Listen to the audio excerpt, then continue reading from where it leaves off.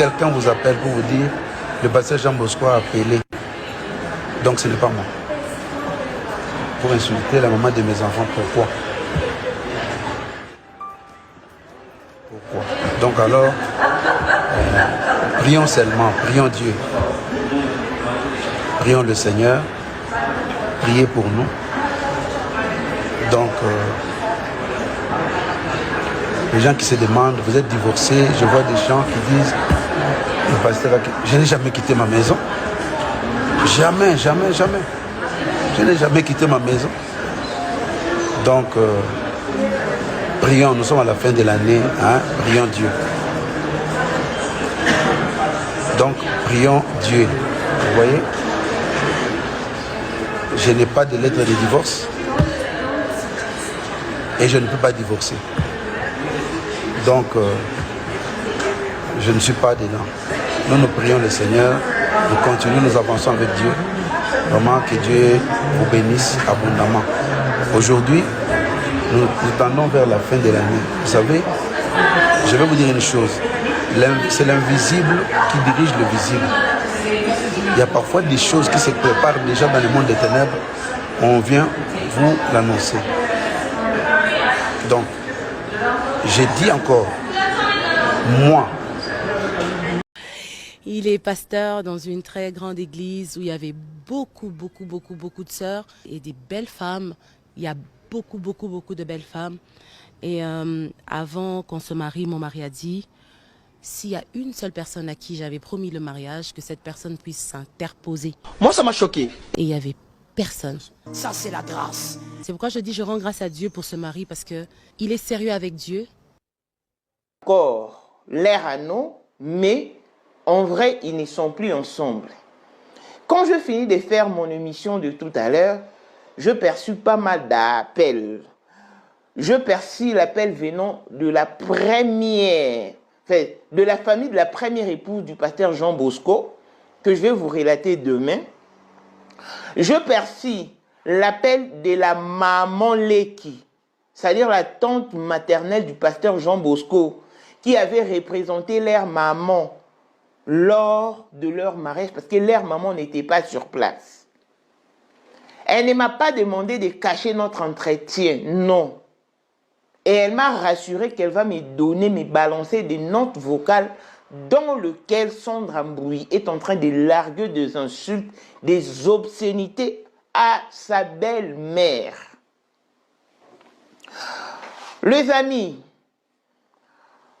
pour ceux qui se disent, oh, non. Déjà, il faut savoir que Sandra Mbouy et son mari sont des personnages publics.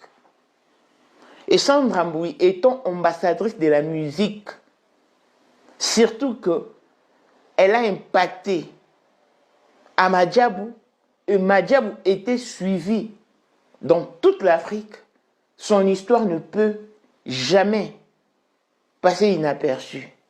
Et de quelle histoire parlons-nous? Nous parlons de son divorce. C'est-à-dire que dans chaque couple, il y a les hauts et les bas. Il y a des problèmes qu'on peut surmonter. Et d'autres problèmes, vraiment, quand ça surgit comme ça, on s'est dit non, basta, que chacun fasse sa route. Je vous ai laissé entendre ici que pasteur Jean Bosco Kankou entretient des relations avec Sœur Fatou. Son vrai nom, c'est Fatou.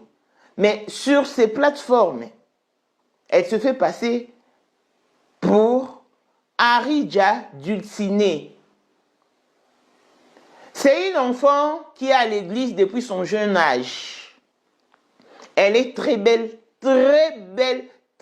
taille, mais seulement qu'elle n'est pas photogénique. Elle fut mariée et après son divorce, elle ne s'est jamais remariée. Ce qui est étonnant, elle a toujours roulé dans de belles voitures et c'est elle maintenant qui occupe l'ancienne résidence du pasteur Jean Bosco et de Sandra Mbouy. Pourquoi? Parce que elle est l'enfant préféré du pasteur. Vous savez que dans des églises, il y a des enfants qui sont tellement préférés par le pasteur. Et Sœur Fatou en fait partie. Je vais vraiment être explicite. Attendez que je lise. Sœur Fatou habitait à Scarbeck, à Notre-Dame de la Sagesse. Sandra Mbouy et pasteur Jean Bosco habitaient à Berkem, Sainte-Agathe. C'est là, c'est la résidence qu'ils ont laissée ou qu'ils ont léguée à Sœur Fatou.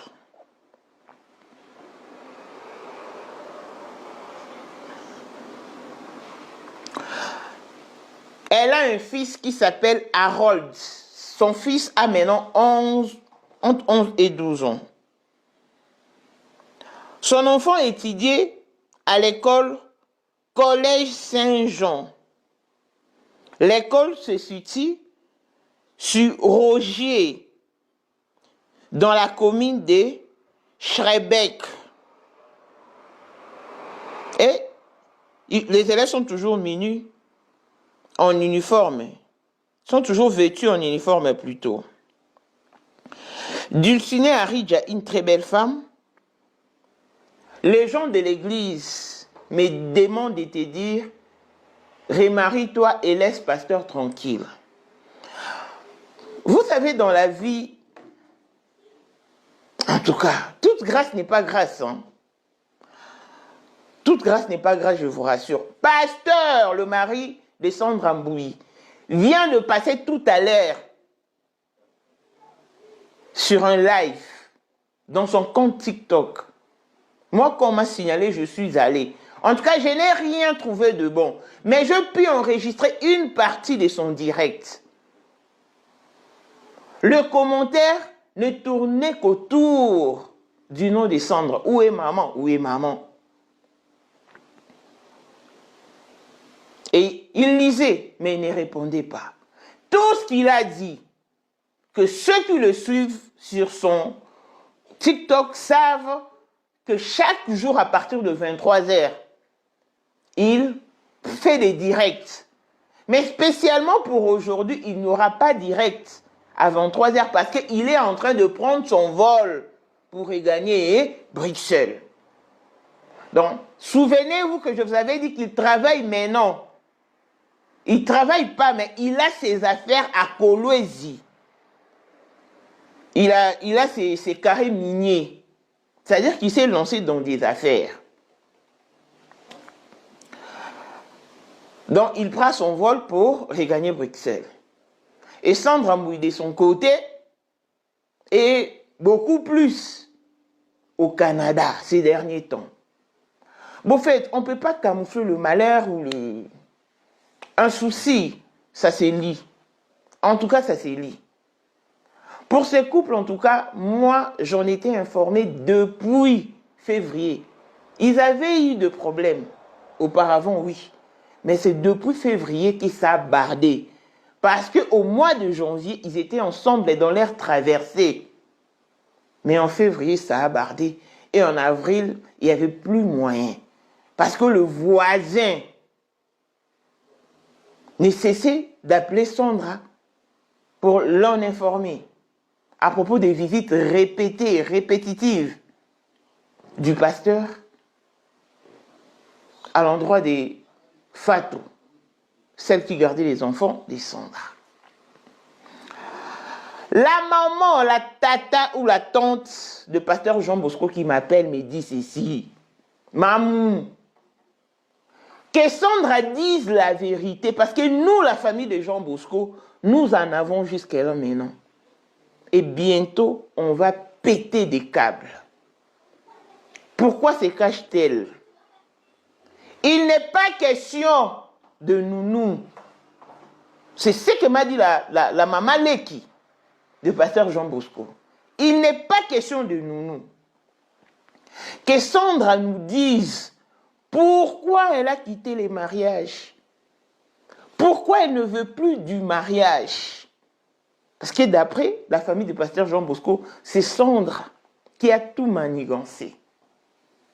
Sandra, de son côté, s'est plaint aussi du comportement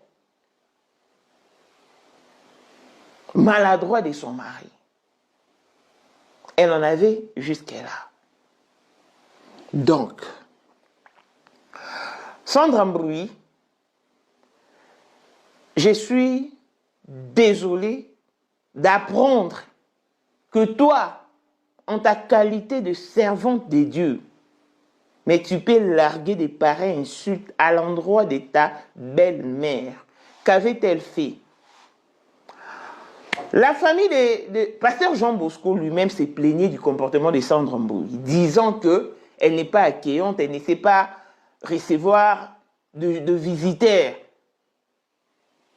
Donc, en un mot, elle n'est pas accueillante.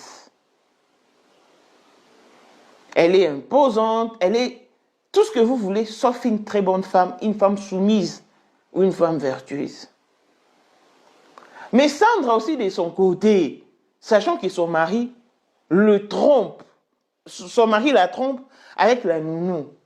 Elle a peut-être pris ses distances, parce que le cœur aussi a ses raisons. Mais en tout cas, la famille de pasteur Jean Bosco a dit que Sandra n'est pas innocente, que l'enfant n'est pas autiste. La question doit plutôt être posée à Sandra Mbroui de pourquoi elle a collé l'étiquette d'autiste à leur deuxième enfant. C'est elle qui a tout fait pour faire croire aux gens que l'enfant là est autiste.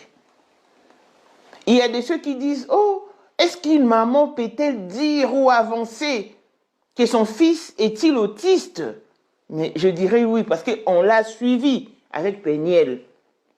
Péniel avait fait des posts et elle a même fait une vidéo dans laquelle elle indexait Zion, son deuxième fils, d'autisme.